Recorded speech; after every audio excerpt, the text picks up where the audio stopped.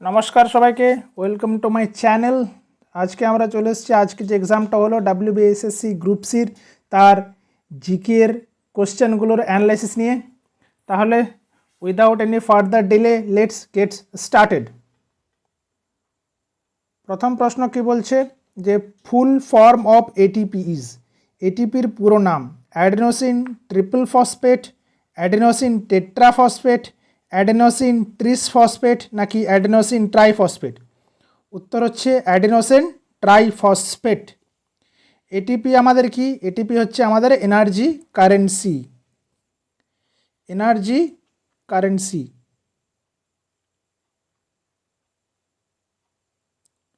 ATP আমাদের energy currency এবং এখান থেকে যখন আমাদের শরীরে যে শক্তি প্রয়োজন হয় সেটা আমরা শক্তি পাই এখান থেকে, তাই রাইট।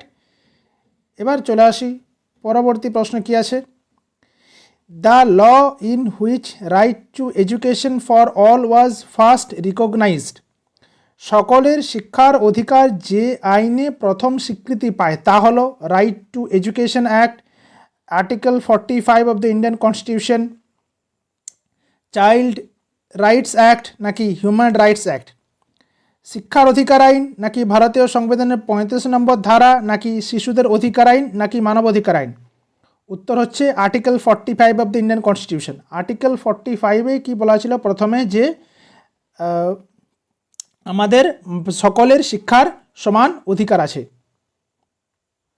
আর আমাদের রাইট টু এডুকেশন অ্যাক্ট এটা কবে আসে না, এটা তোমার হচ্ছে রাইট টু এডুকেশন অ্যাক্ট আসে আমাদের 2009 সালে। ঠিক আছে, 2009 সালে রাইট টু এডুকেশন অ্যাক্ট আমাদের ভারতবর্ষে ইমপ্লিমেন্ট হয়। এবং রাইট টু এডুকেশন অ্যাক্ট আমাদের ফান্ডামেন্টাল রাইটস কত নম্বর আর্টিকেল না, আর্টিকেল 21A, 21A-তে একে স্বীকৃতি দেওয়া হয়। এরপরে চলে আসি পরবর্তী প্রশ্নে। From which state the classical dance form Bharatanatyam has originated, নিচের ধ্রুপদী নৃত্যশৈলী ভারতনাট্যমের উৎপত্তি কোন রাজ্য থেকে হয়েছে? উড়িষ্যা, কেরালা, আসাম নাকি তামিলনাড়ু। উত্তর হচ্ছে অবশ্যই আমাদের এটা তামিলনাড়ু। ঠিক আছে, ওড়িশা থেকে কি নৃত্য উদ্ভূত হয়েছে? ওড়িশি। কেরালা থেকে মোহিনীঅট্টম এবং কথাকলি, আসাম থেকে সত্রিয়। ঠিক আছে, এবার নেক্সট প্রশ্ন কি বলছে। The POSH act of 2013 deals with which issue, POSH আইন কোন প্রসঙ্গে ব্যবহৃত হয়েছে? Child marriage, sexual harassment at workplace নাকি ডোমেস্টিক ভায়োলেন্স নাকি ডাউরি, বাল্যবিবাহ নাকি কর্মক্ষেত্রে যৌন নির্যাতন নাকি গার্হস্থ্য হিংসা নাকি পর্ন। উত্তর হচ্ছে sexual harassment at work place, মানে কর্মক্ষেত্রে যৌন নির্যাতন এর বিরুদ্ধে আমাদের POSH অ্যাক্ট 2013 এটা আনা হয়েছিল। এবার চলে আসে পরবর্তী প্রশ্ন। Bhopal gas tragedy was caused by, Bhopal gas দুর্ঘটনার জন্য কি দায়ী? Methyl isocyanate, methyl cyanide, methyl bromide নাকি মিথাইল কার্বনেট। উত্তর হচ্ছে methyl isocyanate. Methyl isocyanate Bhopal gas দুর্ঘটনার জন্য দায়ী। এই ভোপাল গ্যাস ট্র্যাজেডিটা ঘটেছিল কবে না, ইন 1984 ভোপাল গ্যাস ট্র্যাজেডির ঘটনাটা ঘটেছিল। এবার চলে আসি পরবর্তী প্রশ্নে। Which proposal of NEP 2020 has not been accepted by the West Bengal government, Paschimbanga সরকার NEP 2020-এর কোন প্রস্তাব গ্রহণ করেনি? 4 ইয়ার আন্ডার গ্র্যাজুয়েট কোর্স নাকি 5+3+3+4 স্ট্রাকচার নাকি সমগ্র শিক্ষা অভিযান নাকি লিঙ্গুইস্টিক ডাইভার্সিটি, 4 বছরের স্নাতক কোর্স নাকি 5+3+3+4 কাঠামো নাকি সমগ্র শিক্ষা অভিযান নাকি ভাষাগত বৈচিত্র্য। উত্তরটা হচ্ছে 5+3+3+4 স্ট্রাকচার। এটাকে কিন্তু পশ্চিমবঙ্গ সরকার গ্রহণ করেনি। মানে এর পরিবর্তে পশ্চিমবঙ্গ সরকার যেটা করেছে সেটা হচ্ছে 5+4+2+2, 5+4+2+2 এইটা আমাদের নিয়ে এসছে স্টেট এডুকেশন পলিসিতে, SEP-তে। ঠিক আছে, মানে এই যে 5+3+3+4টাকে এই স্ট্রাকচারটাকে বাদ দিয়ে আমাদের ওয়েস্ট বেঙ্গল গভর্নমেন্ট কী করেছে 5+4+2+2 এই স্ট্রাকচারটাকে ওরা ইমপ্লিমেন্ট করেছে।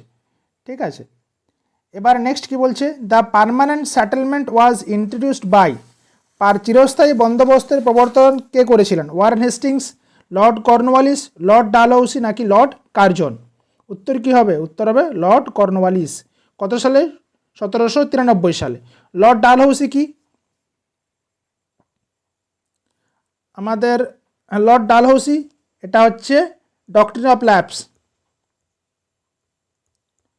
Doctrine of lapse. আর লর্ড কার্জনের সময় বঙ্গভঙ্গ। কত সালে? 1905। আর ডক্ট্রিন অফ ল্যাপস 1848। ঠিক আছে। আর চিরস্থায়ী বন্দোবস্ত কত সাল? চিরস্থায়ী বন্দোবস্ত কত সাল? 1793। ওকে, এবার চলে আসি নেক্সট প্রশ্নে। Control plus C shortcut key is used for which function?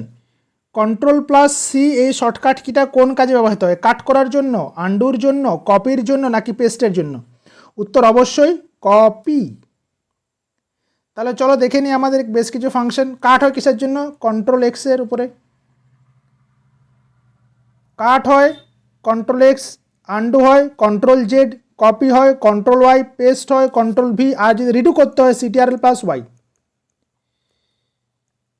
Y, এটা হলে রিডু হয়ে যাবে। ঠিক আছে। নেক্সট কি আছে?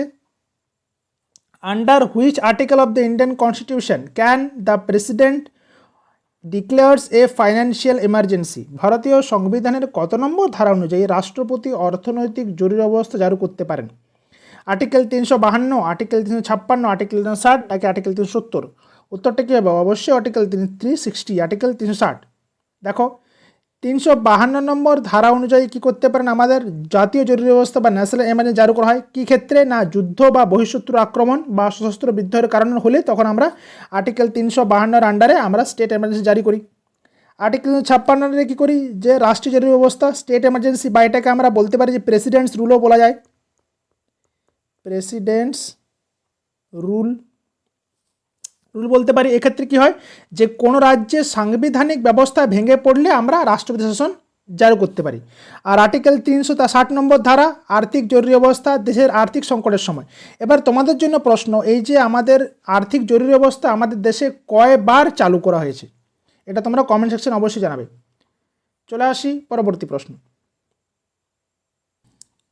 Who has the primary responsibility for conducting the social audit under the MG NREGA scheme? MG NREGA প্রকল্পের অধীনে সামাজিক নিরীক্ষা বা সোশ্যাল অডিট করার মূল দায়িত্ব কার? পঞ্চায়েত প্রধান, বিডিও, গ্রামসভা নাকি ডিস্ট্রিক্ট ম্যাজিস্ট্রেট? উত্তরটা অবশ্যই হচ্ছে গ্রামসভা। গ্রামসভায় কাছে এই পাওয়ারটা আছে যে সে কী করতে পারে? MG NREGAর জন্য আমাদের সোশ্যাল অডিট করতে পারে। এবং এই MG NREGAর ফুল ফর্ম কি? Mahatma Gandhi national rural employment guarantee scheme, বা আমরা যেটাকে বাংলাতে বলে থাকি 100 দিনের কাজ। যে এক বছরের মধ্যে 100 দিনের, একটা বছরের মধ্যে 100 দিনের জন্য কাজটা দেওয়া হবে কাউকে, সেটা হচ্ছে আমাদের MG NREGAর অ্যাক্টের মধ্যে হয়। নেক্সট প্রশ্ন কি আছে? Who is known as little master in cricket? K cricket খেলায় লিটল মাস্টার হিসেবে পরিচিত? বিরাট কোহলি, সুনীল গাভাস্কর, MS ধোনি নাকি রোহিত শর্মা? উত্তর হচ্ছে আমাদের সুনীল গাভাস্কর। ঠিক আছে। এবার আসি পরবর্তী প্রশ্ন। The author of the novel শেষের কবিতা, শেষের কবিতা যে উপন্যাসটি তার রচয়িতাকে? রবীন্দ্রনাথ ঠাকুর, মধুসূদন দত্ত, সুনীল চট্টোপাধ্যায় নাকি জয় গোস্বামী? উত্তর হচ্ছে কি আমাদের রবীন্দ্রনাথ ঠাকুর। শেষের কবিতার রচয়িতা হচ্ছেন রবীন্দ্রনাথ ঠাকুর। মধুসূদন দত্ত কিসের জন্য বিখ্যাত? তার মেঘনাদ বধ কাব্যের জন্য। কাব্য। সুনীল চট্টোপাধ্যায়, এনার ডাক নাম কি? নীললোহিত। ঠিক আছে। জয় গোস্বামী, এনার লেখা পাগলি তোমার সঙ্গে।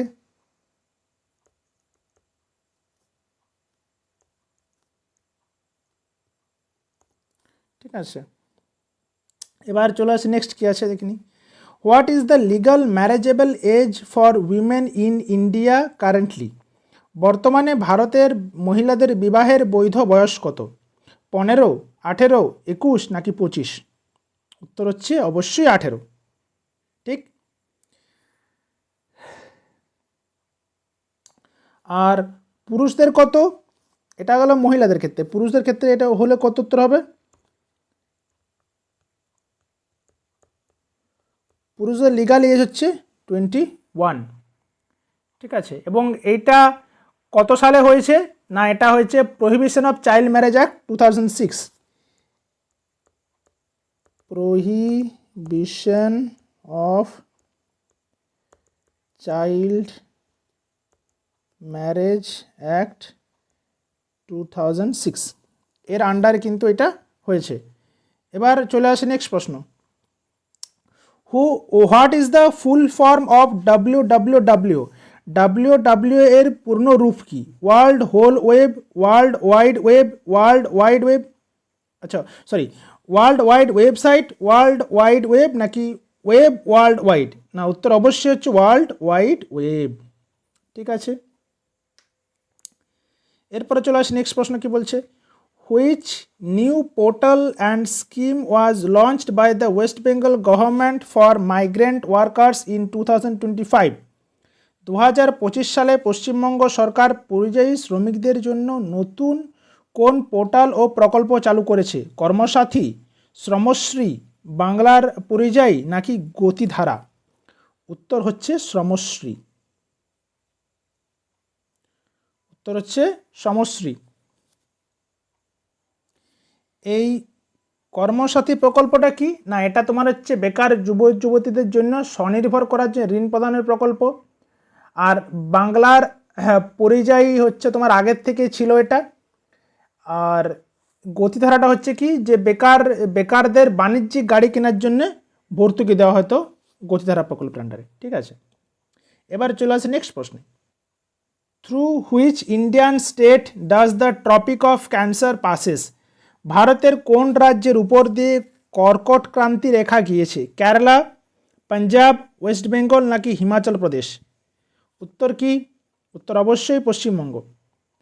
চলো তাহলে দেখে নিই আমাদের এই যে কর্কটক্রান্তি রেখা ভারতবর্ষের কোন কোন অঞ্চলের উপর দিয়ে গেছে। প্রথম হচ্ছে গুজরাট, তারপরে হচ্ছে রাজস্থান, তারপরে হচ্ছে মধ্যপ্রদেশ, তারপরে ছত্তিশগড়, তারপরে ঝাড়খণ্ড, তারপরে ওয়েস্ট বেঙ্গল, তারপরে ত্রিপুরা, তারপরে হচ্ছে মিজোরাম। এই যে এই কটা রাজ্যের উপর, এই 8টা স্টেটের উপর দিয়ে আমাদের কর্কটক্রান্তি রেখা প্রবাহিত হয়েছে। এবার চলে আসি নেক্সট প্রশ্ন, in which sport did Neeraj Chopra win an Olympic gold medal? কোন খেলায় নীরজ চোপড়া অলিম্পিকে সোনার পদক জিতেছিলেন? রেসলিং, শুটিং, জ্যাভলিন থ্রো নাকি বক্সিং? উত্তরটা অবশ্যই হচ্ছে জ্যাভলিন থ্রো। নীরজ চোপড়া, এবার তোমাদের জন্য প্রশ্ন, এই যে নীরজ চোপড়া বলছে অলিম্পিকে সোনার পদক জিতেছিলেন, ইনি কোন অলিম্পিক জিতেছিলেন? এটা তোমরা অবশ্যই আমাকে কমেন্ট সেকশনে জানাবে।